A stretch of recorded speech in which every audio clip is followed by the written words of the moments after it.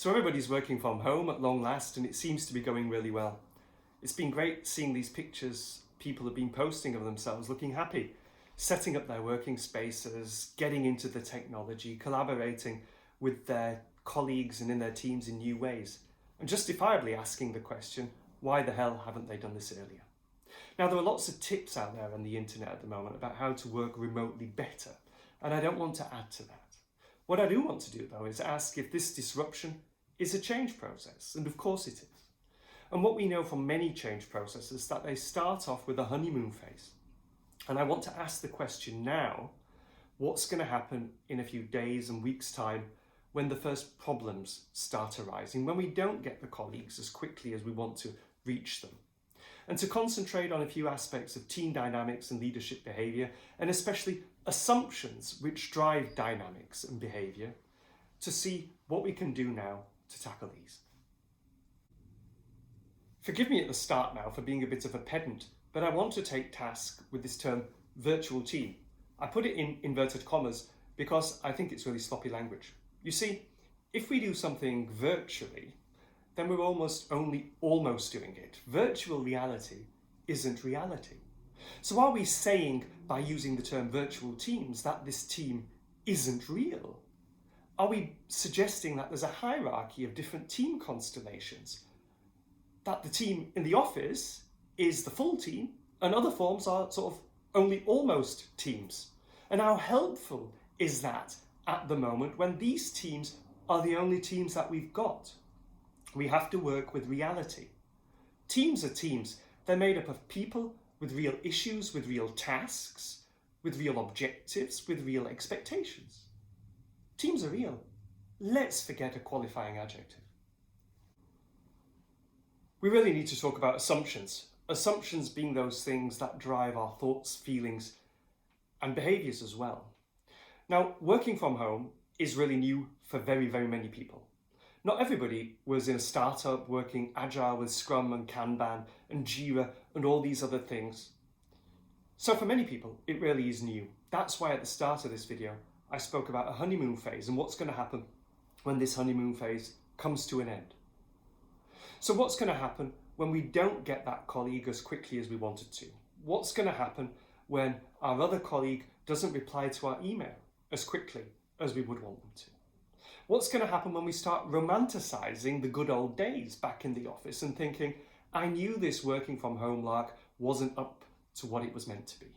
You see, if that happens, what we need to do is check our thoughts and be mindful about how we're going to react in these situations.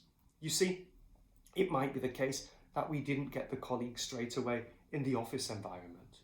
It might be the case that the colleague didn't reply to our emails straight away. It might be the case that we had issues before that we're going to be taking with us into the new remote working environment. So we need to be mindful of that. And we also should go into a helicopter and look at what else is going on in people's lives at the moment. It's not all about work. Other things are going to be playing a bigger role than they were before. So we need to be compassionate about one another. And we need to be open about our expectations and take all these things into consideration. So the old assumption that working from home isn't going to do very well if you were restrictive before, that's not going to help you now. So you might want to work on a new assumption, namely that we have to work with that what we've got at the moment, and that working remotely, working from home, is an equal alternative to working in the office. In the next few days and weeks, when first problems arise in the team, you might feel tempted to blame it on the concept and practice of working from home, and you might feel that your previous restrictive stance towards working from home has been vindicated, either as a leader or as a team member. You start romanticising the good old days in the office. And if that's the case, academic research can also help. You see, researchers have found out that geographical distance, how far or close we are in terms of meters and kilometers, has very little bearing on how close we feel to other people. So the perception of proximity has little to do with geographic distance. And if you think about it, that actually makes sense. You know, There might be people in your office, in the next room, on the next floor from you, who you've never spoken to, who you've never worked with. Whereas there are people in other branches of your organization with clients who you can work with really well. And that has to do, firstly, with the frequency of communication, and secondly, with a common identity. It's the same, of course, in private life. I have a neighbour over here. It's probably about 3.5 meters away from where I am. I've never seen them. I don't know what they look like. I've heard them, but of course I feel far more close to my mother, who's 81 and in the UK. We FaceTime a few times a day. So that's another example, a frequency of communication and common identity. It's how online apps work as well. You feel close to people, you feel drawn to people, you forge a common identity with common aims and common objectives. So if these problems arise in your teams in the next few days and weeks, that's a good pointer, firstly, to up the frequency of communication with one another, not just between the boss and the members of staff, but everybody together.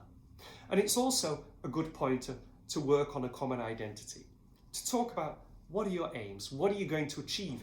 You're not going to achieve maybe as much as you would like to do because there are other things going on, but it's sensible and grown up to have a conversation about that, to forge a common identity, to be able to work in the next few weeks and months. Telling ourselves that we're in real teams and not in almost teams, being mindful of our underlying assumptions and challenging them when they arise, and realizing as well that geographical distance has very little to do with how close we feel to other people. All these things can really help us in our teams in the next few weeks and months when this honeymoon phase comes to an end. We can bring them all together, actually, in creating a positive narrative around working from home. A positive narrative that underlines the fact that working from home is an equal alternative to working in the office. Because how we talk about things, how we think about things, that's really going to have an effect on how successful we will be. Working from home, this sudden swing to working from home, is a change project. So it needs to be treated as a change project as well. And with this video, I wanted to give a few pointers how that can succeed. So what do you now think about working from home? Maybe you've done it now for the first ever time and are a working from home rookie. Or maybe you're a seasoned professional in these matters. What do you enjoy about it? What works well for you? And what are your hopes, expectations and fears moving forward, especially when we're looking at teams? I'd be delighted to hear from you, so please get in touch or leave me a comment. If you're a change professional and have heard this, I'd be delighted to hear from you too. What would you underline? What would you add? Where do you disagree with me? It'd be really great to hear from you, and I'm sure it's okay if I get in touch with you too in the coming times. Thank you for listening. See you soon.